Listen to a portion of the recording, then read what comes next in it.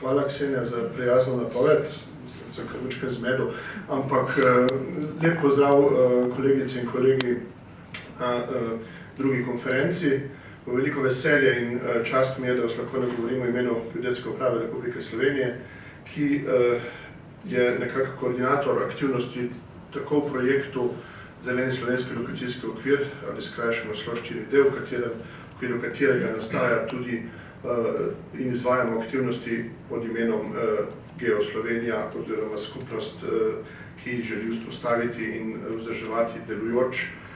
delujočo infrastrukturo za prostorske informacije v naši državi, kajti prepričan sem, da je to smer, ki lahko vse skupaj še bolj poveže in učinkovito pripomore k ciljem čim bolj učinkovite tako javne uprave, kot tudi odločanja in sprejemanja odločitev na področju z uporabo prostorskih podatkov. Zdaj, o tem, da je konferenca priložnost za izmenjavo informacij in pa še bolj, da se še bolj utrdimo naše medsebojno sodelovanje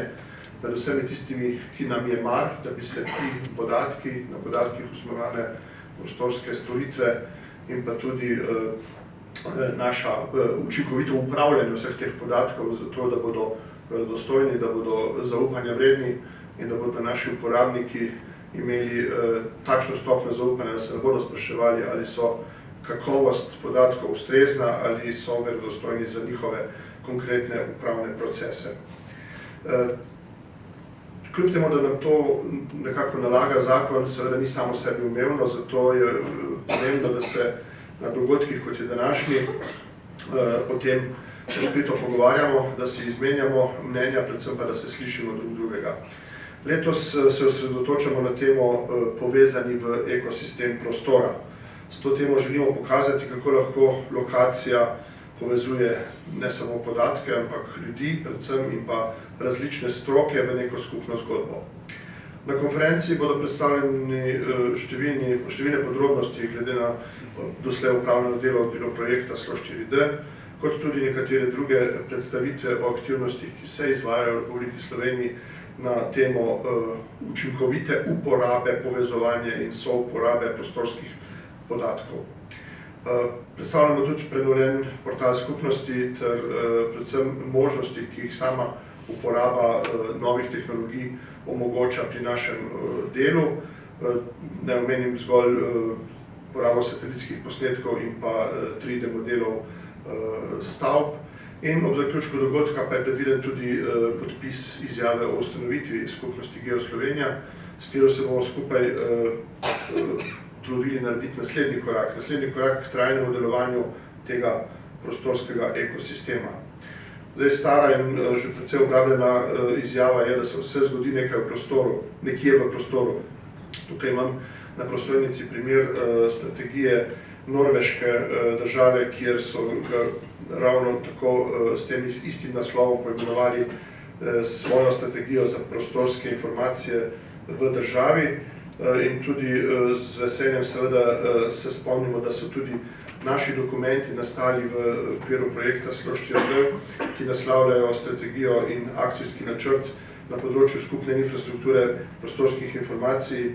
temeljijo praktično na istih predpostavkah kot preomenjena norveški primer. Govora je o ekosistemu prostora. Včasih so ti izrazi pač neke zelo moderne, nove skovanke, zato da vzbudijo pozornost, ampak kljub temu mislim, da je potrebno, da ponovimo pomen tega izraza oziroma samega ekosistema, ker v uvodu sem dejal, da v tem procesu nismo sami, ker lokacija povezuje tako podatke kot ljudi in procese in zato je ta povezava v ekosistem vedno v središču vsega našega delovanja. In geoprostorski ekosistem je del nekega širšega digitalnega ekosistema, vsaj v teorijah, ki so danes uveljavljene, govorimo o tem. In to zagotavlja neko platformo za izkoriščanje tako moči analitike, geoanalitike, kot tudi moči obdelave vseh teh velikih količin podatkov, seveda z učinkovito uporabo kvantnega računalništva, konec koncev in integracije vseh možnih pametnih senzorskih omrežij v geoprostorskem okolju. Pogosto uporabljam tudi izraz digitalnih dvojčkov. V dokumentu preomenjene organizacije ONGGM je osnovni koncept bodočega geoprostorskega ekosistema opredeljen z 8 točkami in govori o osredotočenosti na človeka. Podatki ne bodo upravljeni tako, da je človek v središču, kar je tudi razvidno iz sheme, ki jo prikazuje ta dokument. Oblikovanje tega sistema ne bo prav tako osredotočeno na znanju. Potrebno je nenehno skrbeti, da je naše znanje z področja upravljanja prostorskih podatkov in pa njihove uporabe vedno v trendu, da sledimo tehnikam in tehnologiji sprememb, ki se nas dotaknejo, in seveda, da so podatki strojno berljivi in pa takoj uporabljivi, govorimo o medopravilnosti ali interoperabilnosti, in da je ta ne samo podatkovna, ampak predvsem semantična in institucionalna. Prav tako pa je napisano, da naj bi skrbeli tudi za sistemsko recipročnost, skratka medsebojno krepitev in povratne zanke med uporabniki in ponudniki prostorskih podatkov, predvsem pa API-jev in storitev, ki so na teh podatkih izdelani. Zdaj, cilji bodočega geoprostorskega ekosistema so v tem dokumentu razdeljeni na predvsem premoščanje digitalnih razlik in pa spodbujanje sodelovanja in inovacij.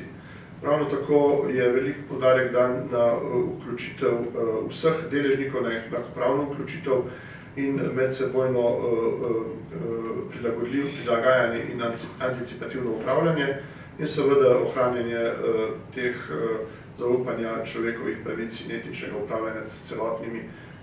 naborom prostorskih podatkov, kajti hitro se srečamo s vprašanjem varstva osebnih podatkov,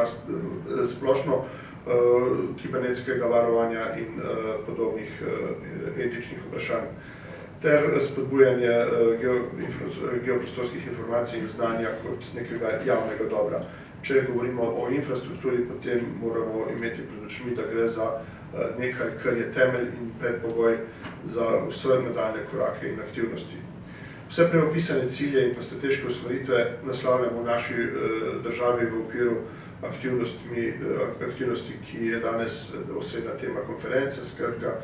Skupnost Geoslovenije, v okviru katere bo v nadaljevanju konference podrobneje predstavljeno tako sama infrastruktura, od portala podatkov, metapodatkov in storitev, predvsem pa procesi in pa njihova validacija, uporaba podatkov v procesih, bodisi graditve objektov, načrtovanje prostora, presoje in pa različnih vrst monitoringa, ter samo preizkušanje novih tehnologij in pa zametki geoanalitike in geovizualizacije v okviru peskovnika. Ključno pa je opolnomočenje nas vseh, ne samo tu prisotnih v dvorani, ampak vseh naših sodelavcev, ki se dnevno ukvarjate s prostorskimi podatki in pa te podatke zagotavljate odločevalcem za učinkovito in čim bolj uspešno delovanje in izvajanje procesov, kar pa je vezano seveda tudi z vzdržnim financiranjem celotnega področja. Žal na tej točki še nimamo vseh ustreznih vzvodov, ustrezno postavljenih, ki bi zagotavljali vzdržno in dolgoročno stabilnost, zato si še vedno pomagamo s projekti, s sredstvi, ki jih dobivamo iz različnih programov Evropske skupnosti, bodisi z načrtom za okrevanje in odpornost, v bodoče z evropsko kohezijsko politiko, vendar naš končni cilj je, da finančno vzdržnost oziroma vzdržno delovanje te skupne infrastrukture in pa skupnosti, kot je Geoslovenija, zagotovimo v okviru rednih obveznosti posameznih deležnikov. Zdaj, jaz večkrat rečem na posvetih, kot je ta, da v Sloveniji že danes imamo obilico ali pa včasih celo preveč digitalnih prostorskih podatkov na voljo. Večina njih je tudi online dostopnih, brez nekih omejitev glede licenc in pravic uporabe, vendar še vedno imamo obilico priložnosti za izboljšavo tega bogatega fonda prostorskih podatkov in pa predvsem uporabo v določenih procesih. Danes bo govora o nekaj laserskem skeniranju države, o zajemu 3D oblik topografije in podatkov o stavbah, o standardizaciji in medopravilnosti, ter predvsem o obdelavi in vizualizaciji. Zato je to tehnično posodabljanje digitalnih prostorskih podatkov nenehno naša skupna skrb in obveznost in morda zgolj eden od primerov, kjer se bomo tudi v nadaljevanju konference pogovarjali o uporabnosti podatkov daljinskega zaznavanja, je tukaj primer, za katerega bodo kolegi potem več povedali o bodoči dostopnosti podatkov komercialnega ponudnika satelitskih podatkov, ki bodo po zaslugi tega projekta naslednje leto dni na voljo uporabnikom v relativno gosti frekvenci časovnega vzdrževanja. Govora je tudi o vzpostavljanju digitalnega dvojčka, tudi ta beseda je bolj popularna kot pa operativno koristna, ampak če želimo v bodoče imeti semantično medopravilnost, potem bo potrebno tudi tukaj narediti določene presoje in poenotenje, ampak po teoriji je digitalni dvojček pač realistična digitalna replika naravnega in grajenega okolja in mislim, da bi lahko dejali, da ga celo znamo oziroma imamo že danes v državi na voljo, seveda ob predpostavki, da so vsi ti podatki, o katerih sem prej govoril, brez nekih ovir in na nek standardiziran način medsebojno povezljivi in dostopni. Tako da bi na tem mestu na vprašanje, ali smo pripravljeni na digitalni dvojček, lahko odgovorili pritrdilno, ker geoprostorska tehnologija, ki zajema tako prostorske informacije, daljinsko zaznavanje in pa globalne sisteme za pozicioniranje, je namreč ključna pri oblikovanju nalog in pa izvajanju nalog v različnih sektorjih, v različnih uradih, službah, tako javne uprave, kot tudi v gospodarstvu. In danes se že vsem tem srečujemo tako na področju načrtovanja prostora, urbanističnega načrtovanja, izvajanja in upravljanja nalog v kmetijstvu, odpravljanju posledic naravnih nesreč in pa preprečevanju novih ter seveda spremljanjem okoljskega stanja in pa ukrepanjem, kjer je pač to potrebno. Tako da bi lahko v kontekstu tako Slovenije kot tudi širše Evrope prihodnost geoprostorske tehnologije postavili kot ključen ali pa pomemben napredek, ki poganja ne samo tehnološke inovacije, ampak tudi daje tisto ustrezno podporo odločanju in pa zagotavlja uporabnikom določeno stopnjo lažjega dela in izvajanja svojih nalog. Integracija podatkov v realnem času je danes morda še nekoliko težja ali pa vsaj malo večji tehnološki izziv, vendar, kot sem dejal, bi lahko v generalu povedali, da pravzaprav že danes izpolnjujemo glavnino teh teoretično zastavljenih okvirov za delovanje digitalnega dvojnika ali dvojčka Slovenije. Tudi tukaj imamo še nekaj semantičnih vprašanj, ali je dvojnik ali dvojček, ampak o tem bo še čas za razpravo. Ali smo ti naši globalni trendi, ki se dogajajo na področju upravljanja s prostorskimi podatki v Sloveniji, ustrezno naslovljeni, bi si ravno tako upal trditi, da, ker tehnologija je na voljo, znanje je na voljo, podatki so na voljo, potrebno je samo zagotoviti še povezovanje vsega prej povedanega. In zaradi povezovanja podatkov in storitev z ljudmi in znanjem in tehnologijo je nastala tudi pobuda o skupnosti GeoSlovenija kot neke vrste nadaljevanju aktivnosti, ki smo jih na Geodetski upravi izvajali v okviru upravljanja infrastrukture za prostorske informacije, katero nam je naložil zakon o infrastrukturi za prostorske informacije, ki je v Slovenijo prinesel obveznost direktive Inspire. In če pogledamo v teoretično delitev, je seveda to povezovanje možno na večjih stopnjah, samo od zajema nekih realnih podatkov do vizualizacije, do 3D ali 2D modeliranja ter povezovanja modela s drugimi statičnimi podatki, pa vse do obogatenega modela s temi podatki iz realnega sveta na podlagi različnih senzorjev in internetu stvari, kot tudi pretoka podatkov in integracij v obe smeri, se pravi od uporabnika do ponudnika in nazaj. Ter najvišja stopnja je seveda zaželjena tista maksimalna nedopravilnost ali samostojne operacije in vzdrževanje.